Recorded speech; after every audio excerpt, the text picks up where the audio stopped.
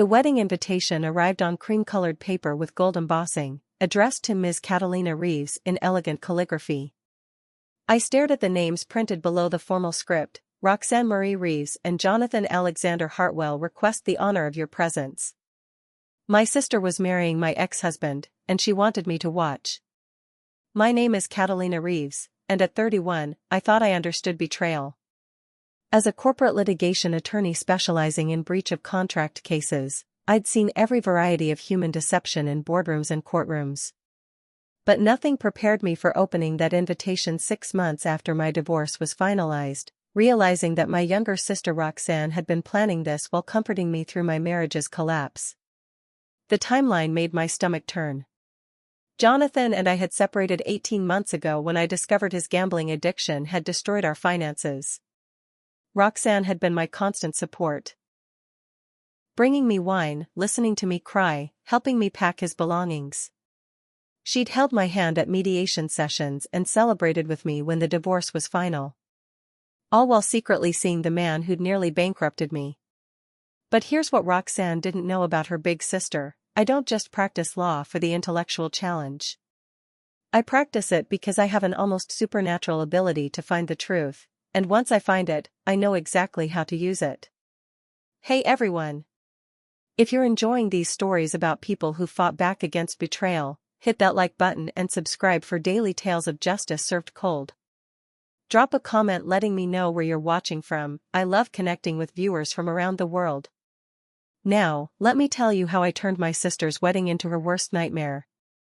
I RSVP'd yes to the wedding with a handwritten note expressing how thrilled I was for their happiness. Then I got to work. The first thing I did was call my former mother-in-law, Elizabeth Hartwell. Jonathan's mother had always adored me and been devastated by our divorce. She'd blamed Jonathan's gambling for destroying the best thing that ever happened to our family. "Catalina, darling," Elizabeth said when I called. "I've been hoping to hear from you. This whole situation with Roxanne. I just don't understand how your own sister could." "I wanted to talk to you about that," I said carefully. "I'm worried about Roxanne. I think Jonathan might not be telling her the whole truth about why our marriage ended." There was silence on the other end. Finally, Elizabeth said, "What do you mean? Has he mentioned anything about his gambling lately? The debts? The therapy he was supposed to be attending?" "Oh, Catalina." Elizabeth's voice dropped to a whisper. "He told us he'd overcome all that. He said it was just a rough patch and that you two grew apart because of career differences." Perfect. Jonathan was still lying to his family, which meant he was probably lying to Roxanne too. "Elizabeth, I need to ask you something, and I need you to be completely honest with me. Has Jonathan asked you or his father for money recently?" The pause stretched so long I thought we'd been disconnected. "Then, how did you know?" "Because leopards don't change their spots." "What did he tell you it was for?" "Wedding expenses," she said miserably. "He said he wanted to give Roxanne the perfect wedding, that he'd learned from his mistakes with you and wanted to do things right this time.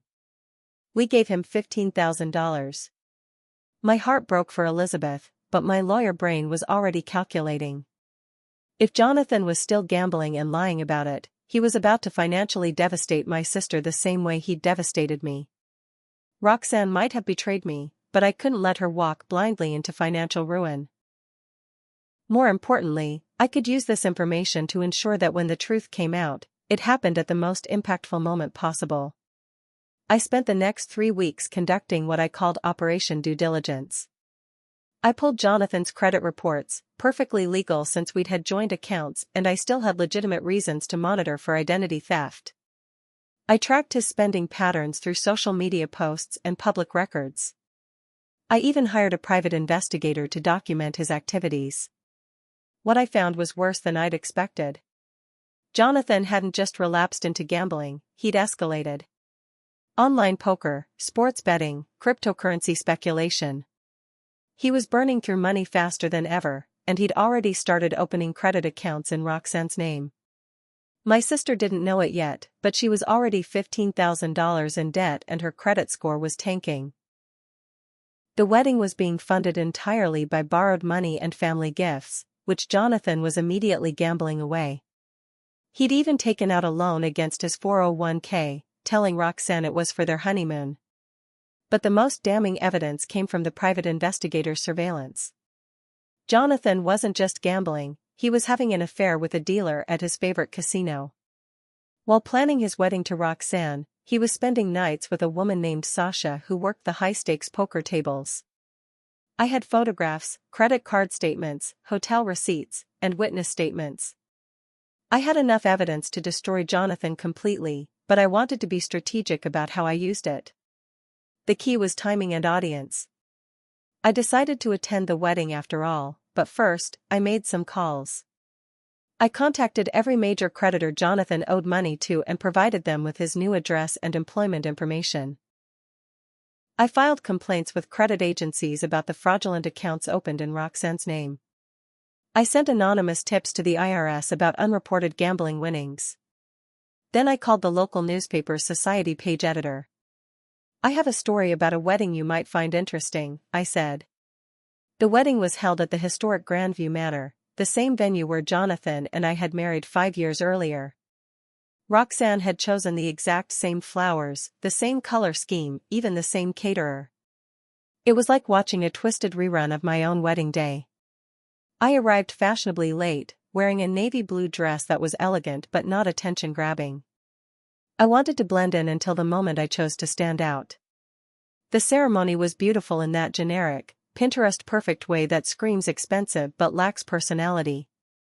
Roxanne looked stunning in a dress that probably cost more than my car payment, and Jonathan looked nervous but handsome in his tuxedo. As I watched them exchange vows, I almost felt sorry for my sister. She clearly believed she was getting the reformed, mature version of Jonathan, the man who'd learned from his mistakes and was ready to be a devoted husband. She had no idea she was marrying the same lying, gambling addict who'd destroyed my financial stability and broken my heart. When the officiant asked if anyone had reasons why these two should not be wed, I stayed silent. My revenge required patience. The reception was held in the manor's ballroom, decorated with white roses and gold accents. I'd been seated at a table toward the back with distant relatives and family friends. Clearly, Roxanne had wanted me present but not prominent. That was about to change. During the cocktail hour, I mingled strategically. I chatted with Jonathan's colleagues from his accounting firm, expressing concern about how stressed he seemed about finances lately. I mentioned to Roxanne's friends that I hoped she'd kept her own bank accounts separate, given what happened in my marriage. I planted seeds of doubt without making any direct accusations. But my masterstroke came during the reception dinner. I'd prepared 3 separate packages of evidence, each tailored to a specific audience. The first went to Elizabeth Hartwell during the salad course. I approached her table and handed her a manila envelope. "I found some things I thought you should see," I said quietly. "I'm sorry, but I couldn't let you find out after it was too late to protect yourself financially." The envelope contained copies of Jonathan's recent credit card statements showing gambling transactions, his loan applications listing his parents as references, and a summary of debts he'd accumulated since our divorce. Elizabeth opened it at the table, and I watched the color drain from her face as she realized how extensively Jonathan had lied to them. The second package went to Roxanne's maid of honor, her best friend Melissa, who also happened to be a financial advisor. Roxanne mentioned she was having trouble understanding some financial documents Jonathan showed her, I said, handing over an envelope. "I thought maybe you could help her make sense of these." This envelope contained evidence of the fraudulent credit accounts, the debt Jonathan was hiding, and projections showing how quickly his gambling addiction could destroy Roxanne's financial future. Melissa was smart enough to understand immediately what she was looking at. The third package was my masterpiece. I waited until after the dinner plates were cleared and before the dancing began.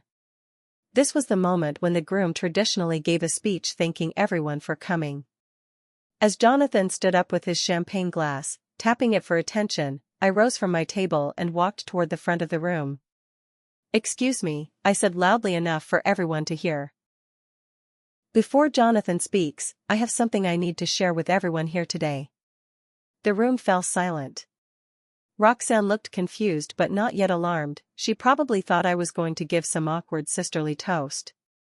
Many of you know that Jonathan and I were married for 4 years, I began, my lawyer's training keeping my voice clear and steady.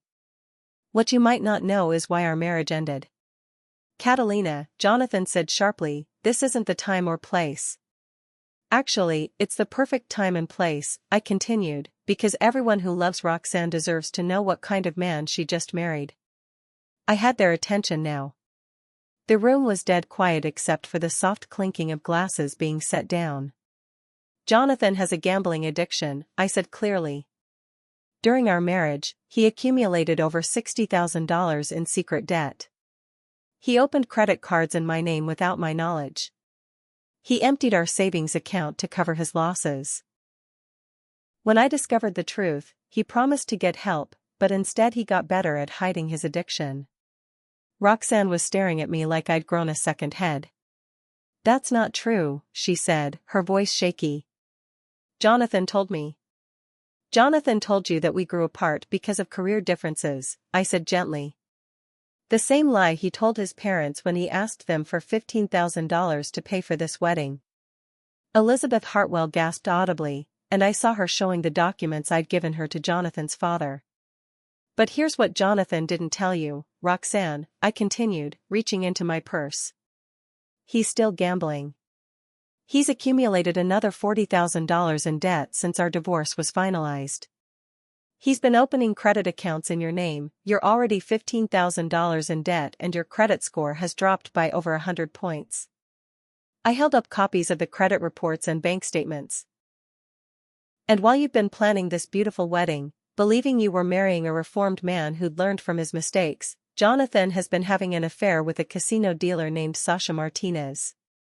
The photograph was large enough for the front tables to see clearly, Jonathan and Sasha entering a hotel together just 3 days earlier. The silence that followed was deafening. Roxanne was staring at the photograph with her mouth open. Several guests had risen from their chairs to get a better look. Jonathan stood frozen at the head table, his champagne glass still raised, looking like a deer caught in headlights. Catalina, he finally managed, you're clearly still bitter about our divorce. I'm not bitter, Jonathan. I'm grateful. You taught me never to trust someone who lies about money.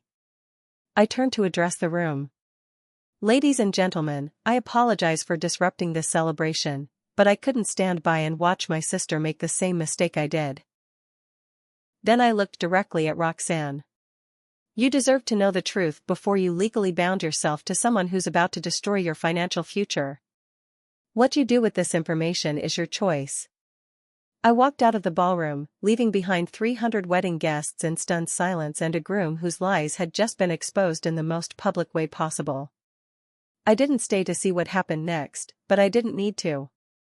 I'd planted enough truth bombs to ensure the evening would be memorable for all the wrong reasons. The aftermath was swift and devastating, for Jonathan.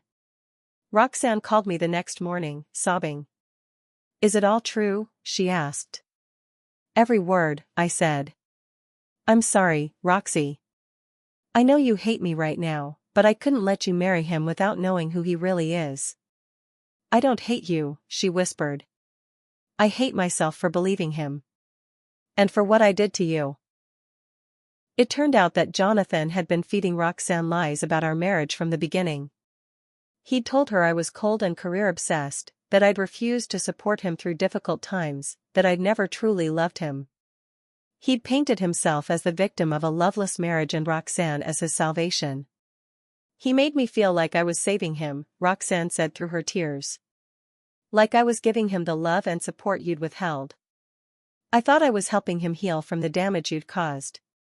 The manipulation was masterful and cruel. Jonathan had turned my sister against me while making her believe she was being compassionate and loving. But the lies were unraveling fast. The wedding was officially annulled within a week. Roxanne's lawyer, not me, too much conflict of interest, worked with mine to document the fraud and help her escape legal responsibility for Jonathan's debts. The credit accounts opened in her name were reported as identity theft, and we managed to minimize the damage to her credit score. Jonathan's employer launched an investigation after several guests from the wedding mentioned concerns about his financial stability. It turned out he'd been borrowing from client accounts to cover his gambling losses, always paying it back before audits, but it was still embezzlement. He was fired and faced criminal charges. The casino affair was exposed when Sasha, apparently unaware that Jonathan was getting married, saw the wedding photos posted on social media and reached out to Roxanne directly. She provided evidence of their relationship, including text messages where Jonathan complained about having to go through with the wedding to keep his family happy. 6 months later, Jonathan had lost his job, his fiancée, his family's trust, and his freedom. He was sentenced to 18 months in prison for embezzlement. But the real satisfaction came from rebuilding my relationship with Roxanne. It took time and several difficult conversations. Roxanne had to face not just Jonathan's betrayal, but her own role in betraying me. She'd convinced herself that my marriage was already over, that she was just helping Jonathan move on from something that was already broken. I told myself you didn't really love him, she admitted during one of our long talks. It was easier than admitting I was doing something terrible to my own sister. Why him, Roxy? Of all the men in the world, why did you choose mine? She was quiet for a long time. Then, because he made me feel special. He said I was everything you weren't: warm, supportive, understanding. He made me believe I was saving him from a cold, loveless marriage. It was painful to hear, but it helped me understand how Jonathan had manipulated both of us. He told me you were damaged goods, she continued. That your success had made you hard and unloving. He said he needed someone who could appreciate him and support his dreams. And you believed him? I wanted to believe him. I've always felt like I lived in your shadow, the successful older sister who had everything together. When Jonathan chose me over you, it felt like finally, I was the one someone preferred. That conversation broke my heart and healed it at the same time. I realized that Jonathan hadn't just betrayed my marriage, he'd exploited my sister's insecurities and turned them into weapons against me. But once Roxanne understood how she'd been manipulated, she was determined to make amends. She testified against Jonathan in his embezzlement trial, providing evidence of his lies and financial deception. She publicly apologized to me at a family gathering, taking full responsibility for her actions without making excuses. Most importantly, she committed to rebuilding our relationship through consistent, honest communication. 2 years later, Roxanne and I are closer than we've ever been. She's dating a kind man who encourages her photography hobby and treats her with genuine respect. She's also been seeing a therapist to work through the insecurity issues that made her vulnerable to Jonathan's manipulation. As for me, I threw myself into my legal practice with renewed focus. My experience with financial deception had given me insights that made me even more effective at helping clients who'd been betrayed by business partners or spouses. I specialized in cases involving hidden assets and financial fraud, and my reputation grew quickly. Last month, I was offered a partnership at my firm, partly based on my success rate in complex financial litigation cases. During my acceptance speech, I thanked my colleagues for their support and mentioned that some of life's most painful experiences can become sources of unexpected strength. I never mentioned Jonathan by name, but everyone in the room understood what I meant. The wedding invitation is still in my desk drawer, not as a reminder of betrayal, but as evidence of something important I learned. The truth has a way of surfacing, especially when someone with legal training and investigative skills is motivated to find it. Jonathan thought he could manipulate 2 sisters into competing for his attention while he pursued his own selfish interests. Instead, he gave us both the motivation to see through his lies and the evidence we needed to protect ourselves from further harm. Roxanne learned that security and love don't come from winning someone away from another person, they come from finding someone who chooses you honestly and treats you with consistent respect. I learned that revenge doesn't require cruelty or vindictiveness. Sometimes it just requires patience, preparation, and the perfect moment to reveal the truth. The best part? Jonathan's wedding day became exactly what it should have been, a public declaration of who he really was and what he truly valued. He just didn't expect the declaration to be quite so honest. In the end, both my sister and I got exactly what we deserved, the truth, our freedom, and the chance to build better lives without him. And Jonathan got exactly what he deserved too. Justice served, with a side of wedding cake.